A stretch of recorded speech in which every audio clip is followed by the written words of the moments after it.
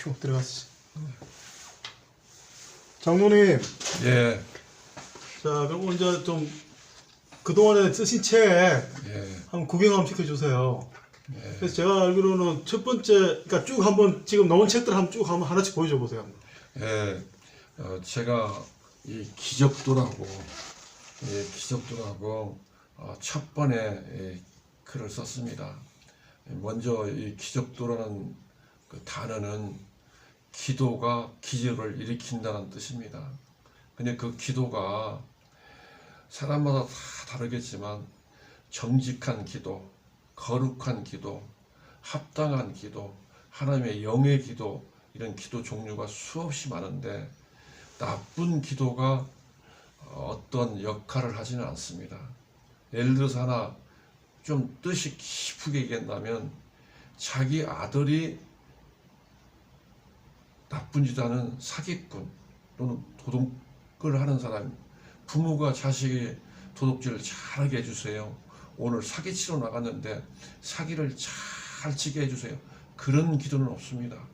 정직한 기도를 위해서 이 책을 썼고, 이 기적을 일으킨다는 것은 매일마다 하나님의 뜻에 따라서 합리적으로 기적을 만들어가는 거예요. 나라마다 또는 전 세계가, 또 어느 과학자나 일반 사람도 기적을 만들어가는 것이 이 기도의 기적입니다. 예, 감사합니다. 그리고 이제 시리즈로 알고 있거든요. 시리즈 예, 장미꽃과 항무지 같이 시리즈 5권짜리죠. 예, 5권에 대해서 한번 간단하게 왜 5권으로 하신 건지. 예. 그 책 이름이, 시리즈 제목이 항무지가 장미꽃같이 시리즈 5권인데 그걸 미국인 대상으로 썼어요. 미국인 대상이라고 하면은 뭐 거창하게 생각하는데, 제가 어린 나이에 유교 직후에 미국 얘기를 우리 교회 여자 전도사님으로부터 많이 들었어요. 그 당시에는 나라가 참으로 어려운 시절이었어요. 문화라는 것이 없었습니다. 제가 그 당시에는 문화라 보면은 여러분 어떻게 느끼는지만, 그 당시의 문화는 우리 마을의 튀밥 장사, 아이스 깨끼 얼음 사탕 아시죠? 엿장사, 그리고 오일장이라고 장에 한 번씩 따라가는 거, 이것이 문화였어요. 제 말 이해합니까? 예. 그 당시에 이런 문화 속에서 교회를 가면 여자 전도사님께서 저한테 미국 얘기를 해줬어요. 근데 그 미국 얘기가 어떻게 재밌고 신기하고 무섭고 공포심이 강한지 몰라요. 제 어린 나이에 유교 직후에 상위궁뎅이 많았어요. 상위궁에 손이 없는 상위궁은 쇠 밑에다가 이 쇠꼬랑지를 갖고 다니면서 위협을 주는 그런 상위궁이에요. 그런데 무서웠는데 우리 교회 전도사님이 그 상인궁경을 교회로 모셔갖고 전쟁 얘기를 해줬어요.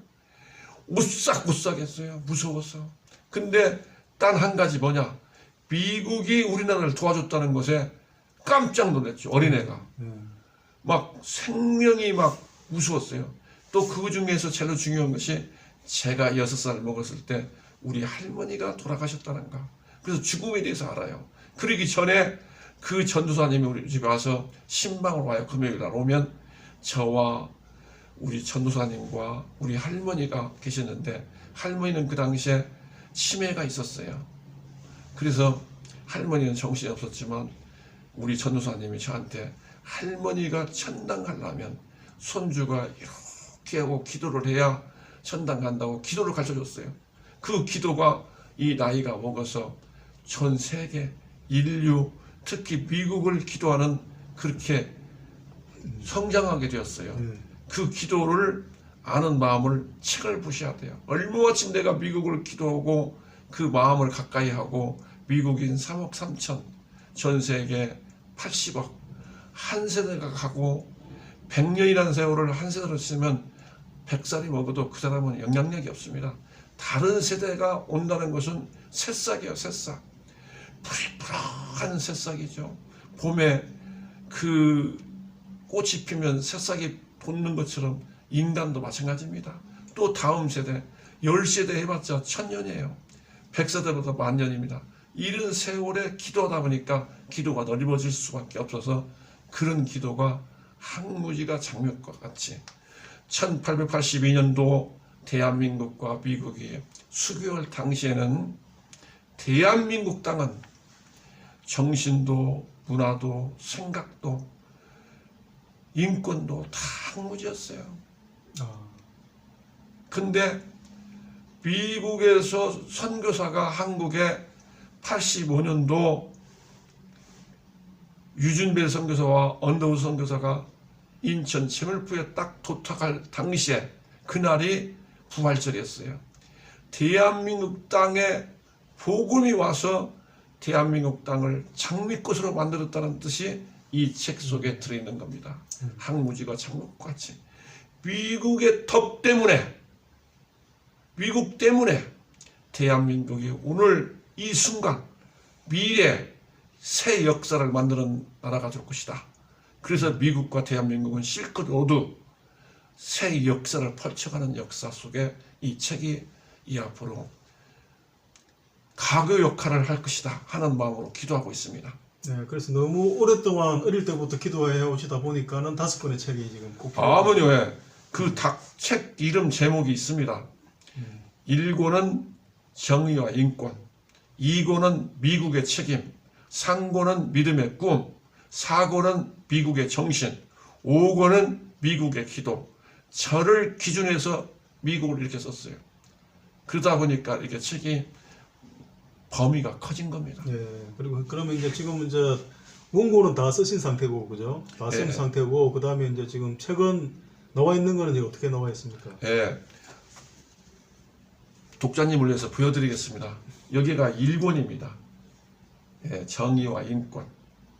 예, 아주 단어가 참으로 깊고 높고 인간의 생각하기가 참으로 어려운 다루기가 힘든 정의와 인권입니다. 각 나라마다 전 세계가 인간이 태어나서 인류의 이 정의와 인권은 죽는 날까지 존재하고 다루고 느끼고 하는 겁니다.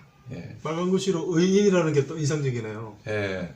그게가 강조하다 보니까 예, 빨간 글씨가 들어갔죠. 그 다음 1권이 이제 나와 있고요. 예. 그 다음에 또 2권을 소개하겠습니다.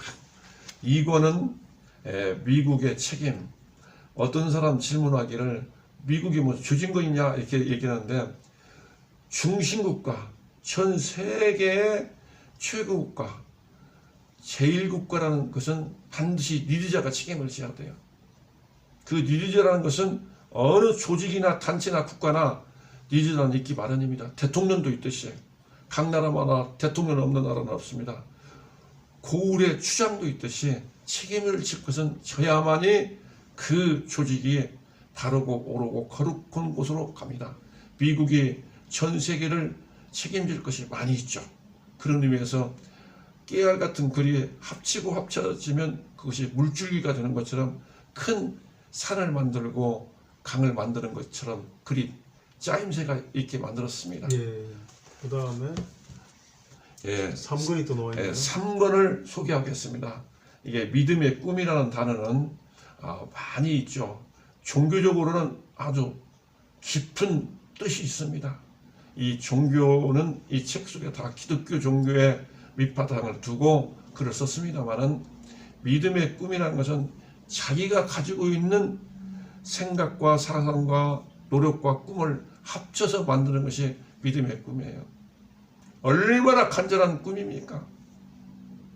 우리 민족이 일제시대 때 통일의 그 해방의 꿈을 얼마나 간절하게 기다렸어요. 그 통일의 노래도 있잖아요.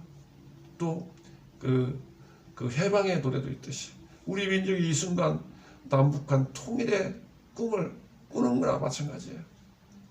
그 성경에 나오는 말 중에서 포로가 해방을 맞이할 때 꿈꾸는 것 같다겠습니다. 그 말과 같이